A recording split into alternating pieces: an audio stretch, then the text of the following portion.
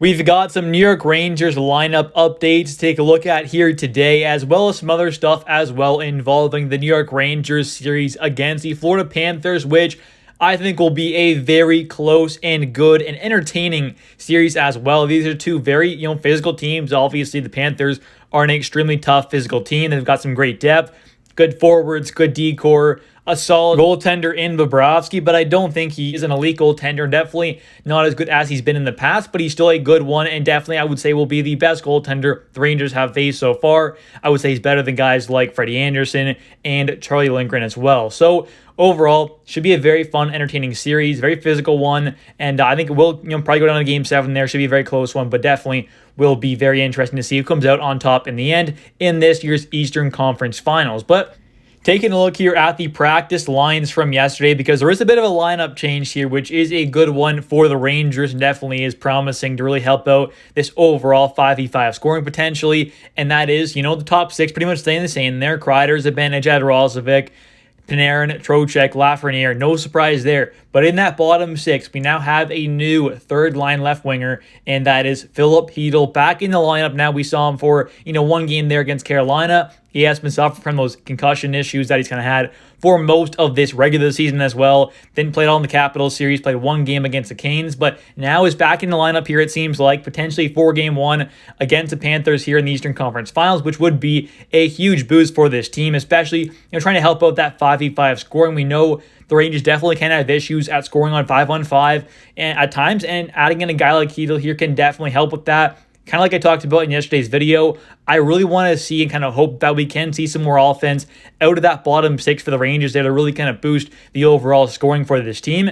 Adding in a guy like Chytil there and pushing a guy like Cooley down to that fourth line, I definitely think can help with the overall 5v5 scoring a ton. So that bottom six now looks like Chytil as the left winger on that third line, with Wenberg still centering them, with Kakko on the right wing still. So, third line there, pretty solid defensively. Adding in a bit more scoring with a guy like Chytil there over someone like Cooley, I definitely think could be very beneficial for this team. Hopefully that third line can really get going offensively though, which would help this team out a ton. Then that fourth line is now Will Cooley, who was on the third line. He's pushed down to the fourth line now, which I think kind of suits his role a bit better for this team right now. He's not the best offensively right now, but he definitely is a pretty solid two-way player. Plays a really physical game, hits a ton. I definitely think on that fourth line there could provide, just an extra boost there to that fourth line physically. Having a guy like Gaudreau there, BC, that will definitely be a very solid kind of defensive line, while also having some physicality and a bit of scoring as well here and there. VC, Gaudreau, Cooley, they can play a bit offensively as well, so definitely could help this team out a ton and provide a bit more depth, kind of knocking down a guy like Cooley to the fourth line there. And now the extra forwards as well are guys like Blake Wheeler potentially, who is now kind of really practicing with the team here, and it does seem like there's a chance that we could possibly see him in this series at some point. And it would be interesting to see kind of where Blake Wheeler would get put if he ended up back in the lineup at some point. I think Roslovic has kind of done a pretty good job replacing him once he got hurt. I think Roslovic ended up being a pretty nice, acquisition at the deadline there. He does have 2 goals, 5 assists, 7 points so far in 10 games played in the playoffs. Done a pretty good job there alongside Zibanejad and Kreider, kind of filling in for Wheeler there, obviously. So it'd be interesting to see, because you're not going to put a guy like Wheeler on that fourth line there. I mean, VC is a great fourth liner to have. Good two-way player, plays with some energy, a bit of physicality there, can kill penalties. So you're not going to take out a guy like that for someone like Wheeler to throw on the fourth line there, because Wheeler at this point in his career is definitely not a great defensive player. He's not going to kill penalties for you, for example. So it wouldn't really make a whole lot of sense to bring him in and put him back on the fourth line, especially after being out for so long. So I'm not quite sure where he would get put if he does end up back on the team. But I do think that he's a nice player to have as an extra forward right now in case another injury happens.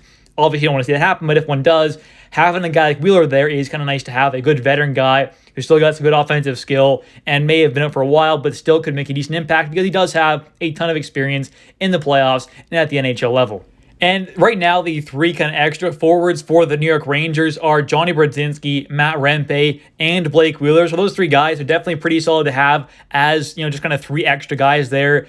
Obviously, Rempe can definitely make an impact at some point. I wouldn't be surprised if he gets put in, during this series to really kind of play his physical game. Obviously, the Florida Panthers are a very physical and tough team.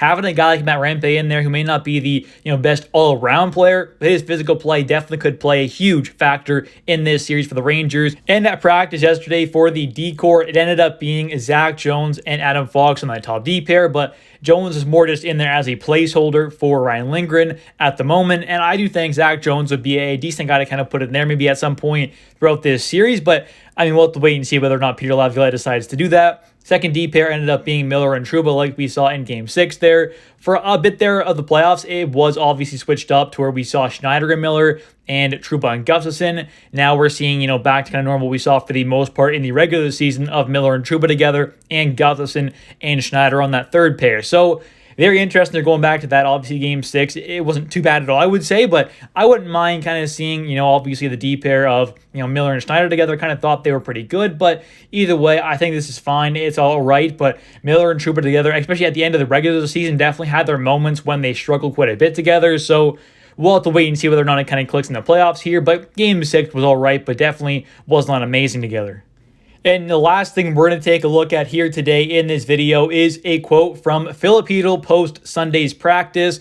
Vince Mercagliano ended up getting to talk to him, one of the Rangers, reporters, and he ended up saying here, got a chance to talk to Filip Chytil after today's practice, which was Sunday. He definitely sounds like he wants to play in the next round and feels ready for the Eastern Conference Finals, obviously. And he says here, quote, I feel great now as well. We have a couple more practices and I can work on my game. Let's see what's going to happen on Wednesday. So kind of what we seen in the practice yesterday as well, it does kind of seem like the fact that obviously Filip Chytil is probably going to be in the lineup for Game 1, and hopefully he can have a big impact in this bottom six, really trying to help out the overall offensive production out of that bottom six there, especially being able to score an extra bit 5-on-5 from that bottom six would be a huge boost for this team, and Filip Chytil can definitely bring that and really potentially help out this team a ton. Anyways, thank you so much for watching. If you have enjoyed this video, please smash the like button. It helps with the channel a ton. I would really appreciate it. Don't forget to comment down below your thoughts on this series. And also don't forget to subscribe for daily New York Rangers content. Thanks for watching. I'll catch you next one. And go Rangers go.